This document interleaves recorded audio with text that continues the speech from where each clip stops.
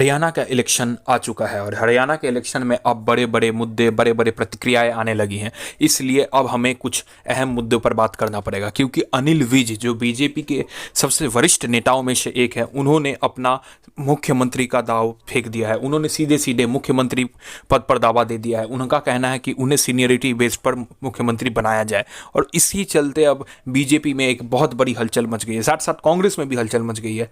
अब हमें ये जानना पड़ेगा कि सैलजा और हुड्डा के बीच जो तर्क चल रहे हैं उनमें कौन जीतेगा। उससे पहले आप सुनिए क्या हुआ, अनिल विज ने कैसा स्टेटमेंट दिया है मुख्यमंत्री पद के दावे के लिए। सुनिए। इस बार अपनी सीनियरिटी के दम पर मैं मुख्यमंत्री बनने का दावा पेश करूंगा।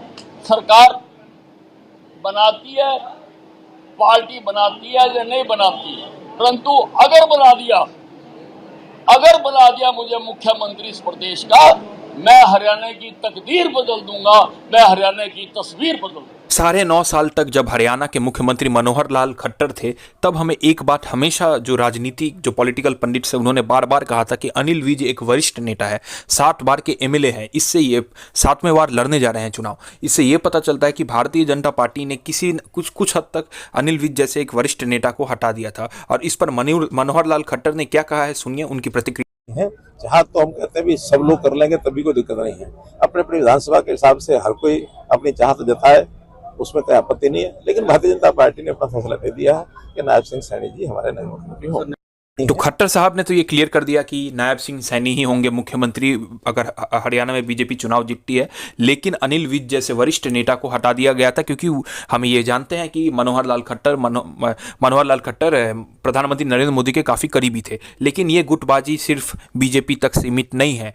हमें ये सूत्रों से खबर मिल रहा है कि सीधे सीधे सैलजा और भूपिंदर सिंह हुड्डा दोनों बाप बेटों के बीच एक बहुत बड़ा टक्कर चल रहा है, और केवल 10 सीटों पर ही सैलजा के उम्मीदवार उतारे गए हैं। लगभग 70 से 78 सीटों पर सीधे सीधे भूपिंदर सिंह हुड्डा ने अपने बड़े बड़े नेताओं को चुना है। उधर बीजेपी के सबसे पुराने जो नेता थे रामविलास शर्मा, उन्हें भी अब इंडिपेंडेंट कैंडिडेट की तरह लड़ना पड़ रहा है, जिससे ये महेंद्रगढ़ से इससे ये पता चलता है कि बीजेपी की भी परिस्थिति और कांग्रेस के भी इंटरनल रूट सही नहीं है। और इस बार इलेक्शन में हमें बहुत सारे इंडिपेंडेंट कैंडिडेट्स देखने को मिलेंगे, इंडिपेंडेंट कैंडिडेट्स लड़ेंगे। और हमें तो ये भी सूत्र से खबर मिल रहे हैं कि कुछ सीटों पर भूपिंदर सिंह हुड्डा अपने इंडिपेंडेंट कैंडिडेट्स उठानेंगे, ताकि सैलजा के उम्मीदवारों को हार मिले। ये और कुछ नहीं, ये इसलिए किया जा रहा है ताकि सत्ता मिलने पर अपना अथॉरिटी दिल्ली के अपर जो हाई कमांड है उसके ऊपर दिखाया जा सके। जिससे यह पता चलता है कि इस राजनीति में बीजेपी को कांग्रेस को बहुत बड़ी क्षति हो सकती है। क्योंकि मत भूलिए, इस इंटरनल कॉन्फ्लिक्ट्स के चलते हमने कई जगह पर हारते हुए देखा है। सबसे बड़ा उदाहरण है पंजाब, जहां पर सिद्धू और अमरिंदर सिंह की वजह से कांग्रेस हारी थी। एक और बड़ा उदाहरण है जहां पर हमें बार बार कभी नहीं भूलना चाहिए, वो है छत्तीसगढ़।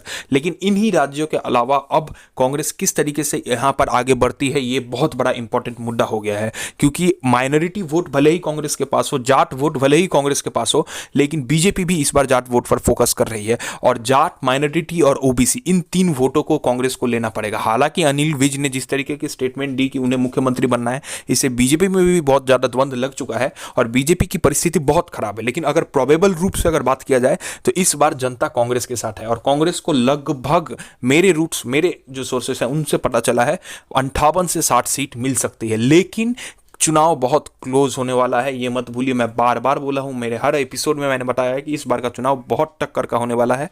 और राहुल गांधी को अपने चुनाव के जो रैलीज हैं उनमें सही से अपना इंस्ट्रक्शंस देना पड़ेगा, वरना इन फ्रैक्शंस में जो लड़ाई चल रही है, इस लड़ाई की वजह से कांग्रेस हार भी सकती है। उन्हें एकजुट होकर एक मंच पर लड़ना पड़ेगा, तभी कांग्रेस को अच्छा रिजल्ट मिल सकता है। उधर अगर बीजेपी की बात करें तो बीजेपी अगर 30 पार कर जाती है अकेले दम पर, तो ये एक बहुत शॉकिंग रिपोर्ट होगा।